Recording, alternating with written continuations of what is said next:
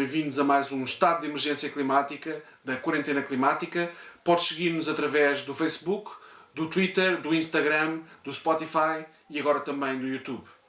Começamos este episódio por falar da antecipação das estações do ano, em concreto a antecipação da primavera.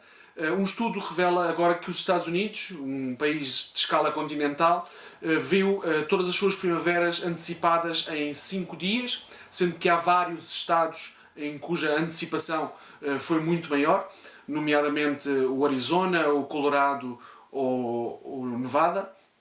em que a antecipação ocorreu em até mais 18 dias.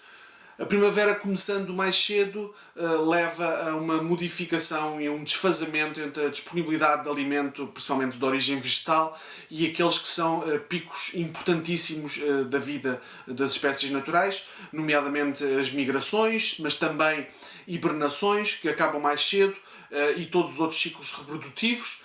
impactando todas as espécies e ecossistemas perfeitamente adaptados a regimes climáticos estáveis.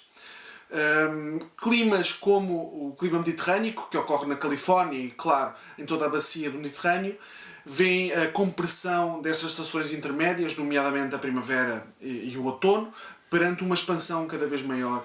de verões mais quentes e mais intensos. Em termos agrícolas, a modificação do início das temporadas coloca em causa colheitas, também práticas agrícolas, tanto milenares como modernas, agrava a disponibilidade de água em fases essenciais e põe em perigo a segurança alimentar naquela que é a sua acessão mais verdadeira, isto é, a disponibilidade de produtos alimentares em quantidade necessária. Além disso, as primaveras que chegam mais cedo modificam os ciclos vegetais e, portanto, afetam drasticamente a disponibilidade de pólenes e, com eles, obviamente, as alergias que estão associadas, e aumentam a persistência de pestes como os mosquitos. Os campos de arroz do Vietnã estão hoje em perigo devido a uma grande seca no delta do rio Mekong, associada a um fenómeno de grande intrusão salina e, portanto, de aumento de sais de origem marítima, principalmente dissolvidos nesta água. A época das chuvas de 2019 começou muito tarde e acabou muito cedo, com uma redução de precipitação de cerca de 8%. Além desta seca, a intrusão salina de que já falámos prejudicou este que é um dos deltas mais férteis do mundo e que alimenta uma população muito grande. Cerca de 600 mil pessoas perderam este ano acesso à água doce e também perderam-se cerca de 160 mil hectares de arrozais, que pode levar a uma redução de produção de até 800 mil toneladas, afetando, obviamente, a segurança alimentar destas populações. Os agricultores, que em outros tempos recorreriam à estratégia mais comum de, em havendo uma falta de rendimento e disponibilidade alimentar, deslocarem-se para as cidades, por causa da epidemia de coronavírus, ficaram encurralados, não podendo, por um lado, abastecer-se e obter o seu rendimento da zona rural, também não podem deslocar-se para as cidades onde não há emprego e há quarentenas. Uma maneira de atenuar esta elevada concentração de sal e também a redução de precipitação seria as barragens a montante do rio Mekong serem abertas, principalmente aquelas que são controladas pelo Estado chinês, mas na verdade, apesar de uma promessa feita em fevereiro deste ano de que seriam abertas as barragens, a verdade é que não o foram, impactando obviamente a fase final do rio Mekong, que é no Vietnã, mas também outras fases intermédias, como o facto do rio atravessar a Tailândia, o Laos, Myanmar e o Camboja. E isto é, uma vez mais, uma explicação muito clara de como o controle a montante de barragens de rios internacionais, como ocorre no Mekong, mas também como ocorre no rio Tejo, entre Portugal e Espanha, faz com que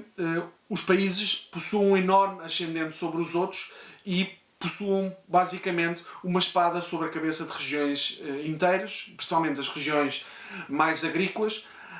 e isto é uma tendência que se agrava com a crise climática e com a recorrência de falta de água ou de aumento de concentração de sal nessa água.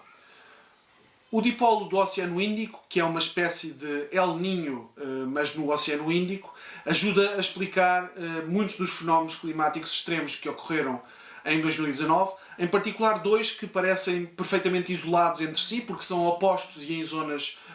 regionalmente distantes. Estamos a falar do aumento de precipitação e cheias que ocorreram na zona da África Oriental e do Médio Oriente,